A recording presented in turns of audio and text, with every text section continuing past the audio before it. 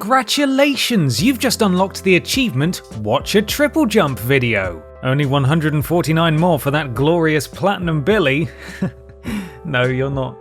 You're not allowed to leave until it's done. Such is the nature for die-hard achievement hunters, having to suffer through ridiculous tests of patience, skills, and endurance, all for the sake of a digital token of validation. Achievements as we know them today first took shape in 2005 with the Xbox 360, giving us a permanent record of our gaming accomplishments and a nice numerical value to tally up and prove your worth as a gamer. Apparently. Though technically in-game challenges have been around since the 80s, and numerous early Activision titles like Enduro Racing for the Atari 2600 even let you earn physical patches as a reward for posting photographic proof of your high scores. But much like a long-running MMO, things have escalated over time, building challenge upon challenge to the point of madness. Whether it's through endless feather collecting, playing a marathon session without any breaks, or the very simple task of being literally the best in the world, many completionists have discovered that games have a very sick sense of humour. I'm Ben from Triple Jump, proud owner of 174 Platinum Trophies, and here are 10 impossible achievements and trophies you'll never unlock. Number 10. World Champion, Ghost Recon Advanced Warfighter. From the title you can already tell where this is going. Tom Clancy's Ghost Recon Advanced Warfighter, which we'll be referring to as GRAW because saying the full name more than once deserves a platinum on its own, released in 2006 with the early wave of Xbox 360 titles. At the time, achievements were still a mysterious, unknown entity, and so the developers of GRAW committed the cardinal sin of including multiplayer-based achievements, which are much harder to get today by virtue of the servers not actually existing anymore. Now, despite the blatantly hyperbolic title, we don't want this video to be filled with games whose servers have long since been banished, leaving achievements literally unattainable. There are plenty of culprits, from the early Gears of War titles and their seriously set of achievements to the ironically named Committed Till the End from Lost Planet 2. But what really sticks in our GRAW is that the World Champion achievement requires, you guessed it, to be the very best in the world. Top of the leaderboards, undisputed champion. No pressure then. Even when multiplayer servers were still running, this was a near impossible feat for anyone who wasn't already part of SEAL Team 6. Number 9. The Three Mountains, Europa Universalis 4. With deep, intricate systems, a steep learning curve, and a staggering 300 plus achievements, it's a wonder this grand strategy title from Paradox isn't included in these discussions more often, even if they are only Steam achievements. The Three Mountains is perhaps the most notorious challenge, requiring you to own or vassalize the entire world, starting as the one province state of Ryukyu. You know the one, the little island in the Pacific. Keep zooming. A little closer. There it is! Ah, our future glorious overlords. EU4 offers no helping hands for any power imbalance either. You'll have to claw up the pecking order the hard way, trying every dirty trick in the book to get there. Converting to a Japanese shogunate for a vassal swarm, colonizing new islands, relocating to rural Siberia to renounce all video games forever. Many have tried, few have conquered.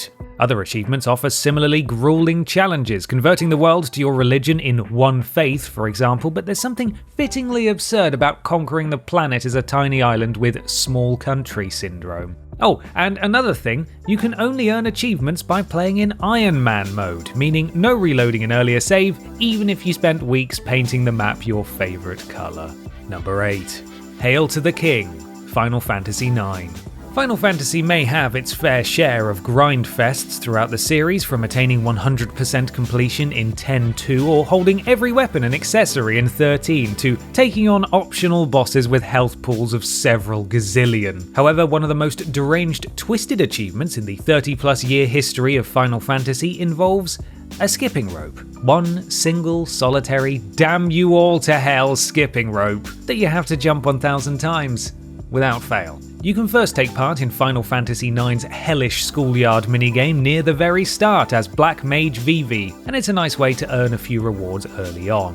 But 1,000 of them, with the tempo changing throughout, and reports of input lag on the remaster, all to get a trophy and a King of Jump Rope item, would rather jump 1,000 times over an actual flaming rope of barbed wire. Hundreds of hours grinding is one thing, but this required perfect, near robotic rhythm. It's no wonder some players resorted to using a PC script to emulate the clicks through custom controller software and a PS4 remote play. Stupid skipping rope.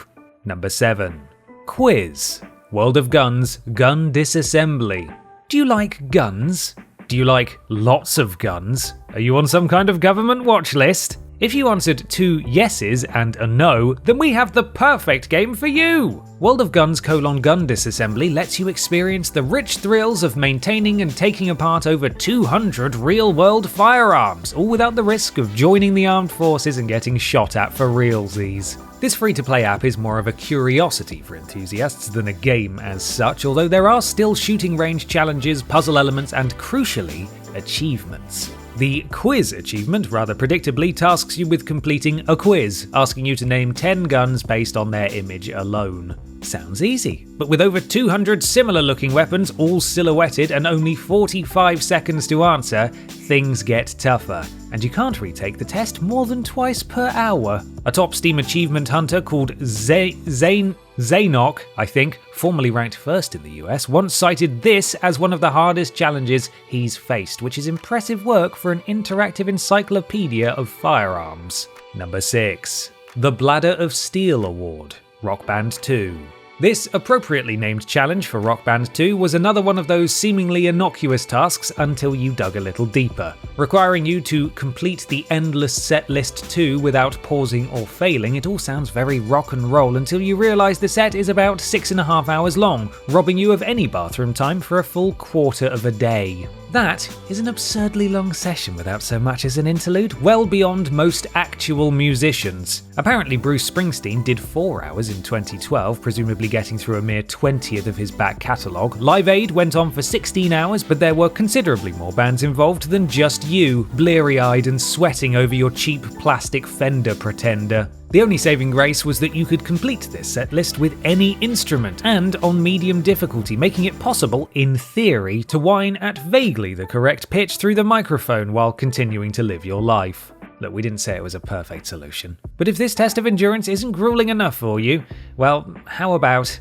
number 5? 7-Day Survivor, Dead Rising. Time to head back to year 1 of the Xbox 360 for another installment of We Have No Idea What We're Doing with Achievements. In 2006, veteran zombie connoisseurs Capcom unveiled a new IP that finally answered the question, what if Supermarket Sweep, but with the living dead?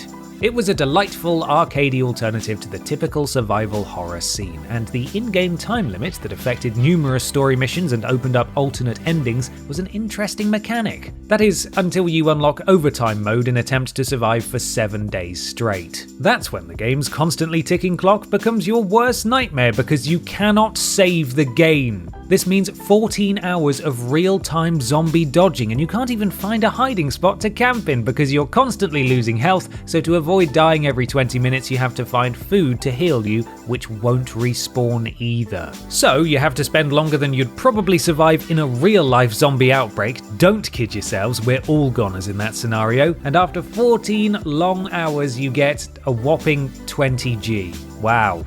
Don't spend it all at once. Number 4.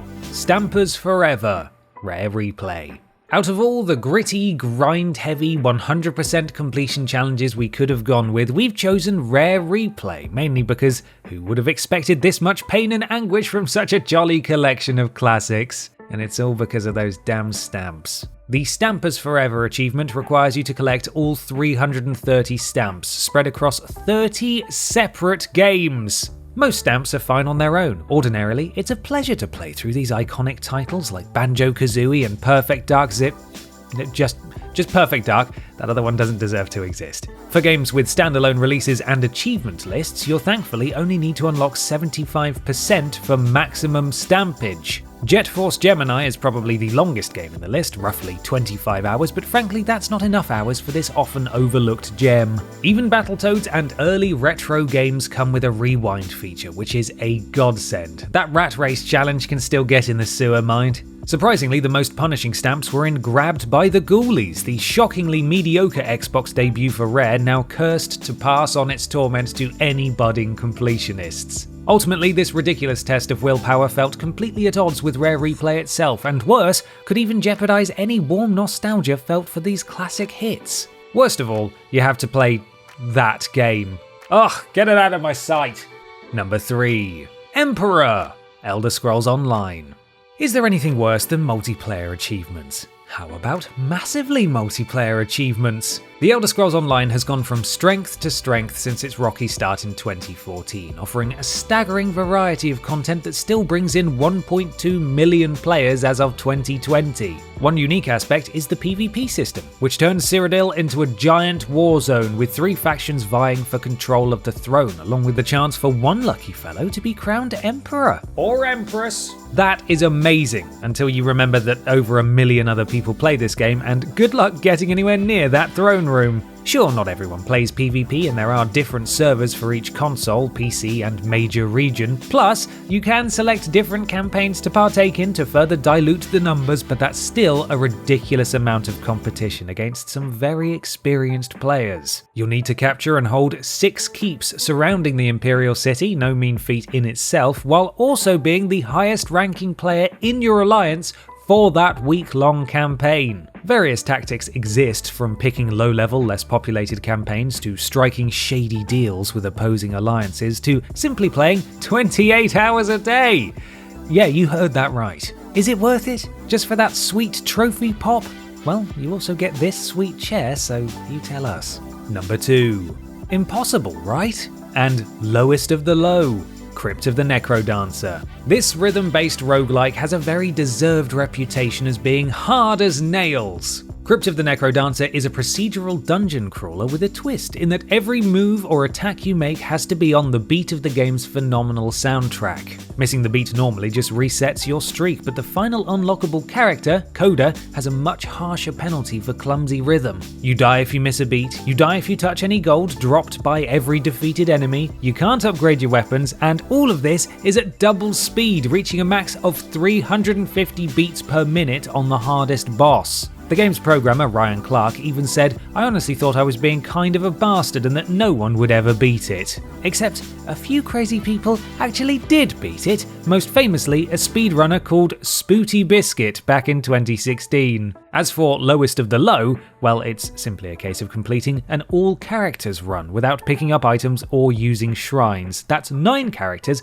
back to back without dying. Only 0.2% of total Steam players have unlocked Lowest of the Low and Impossible, right, and less than 0.1% of PlayStation players, according to PSN profiles, making this one of the rarest platinums known to man. Number 1. Various Dragonfin Soup. Okay, you want impossible? Like, really unattainable? You sure? Alright then, how about Soup?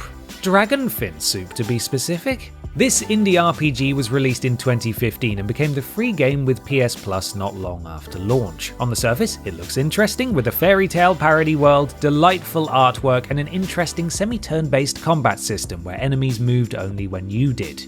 It gained infamy soon after, however, mainly because it had more bugs than a Radroach costume party at Bethesda Studios. Stat tracking was utterly broken, resetting counters for bosses, kills, XP, and the like. This made some trophies literally impossible. On TrueTrophies.com, Fishing Master, Jack of Trades, and Beastmaster all have 0 registered unlocks. Numerous glitches halted progress in the game as a whole, including frequent crashes when attempting to even save your progress. The real kicker was the response by developers Grimbros, who said in 2016 that they couldn't fix the problems as the PlayStation port was the work of Blitworks, a studio they said dropped the ball. Despite promising a fixed extra chunky edition, this never arrived, and further updates are indefinitely postponed. So this is one platinum you'll absolutely, positively never get. Sorry.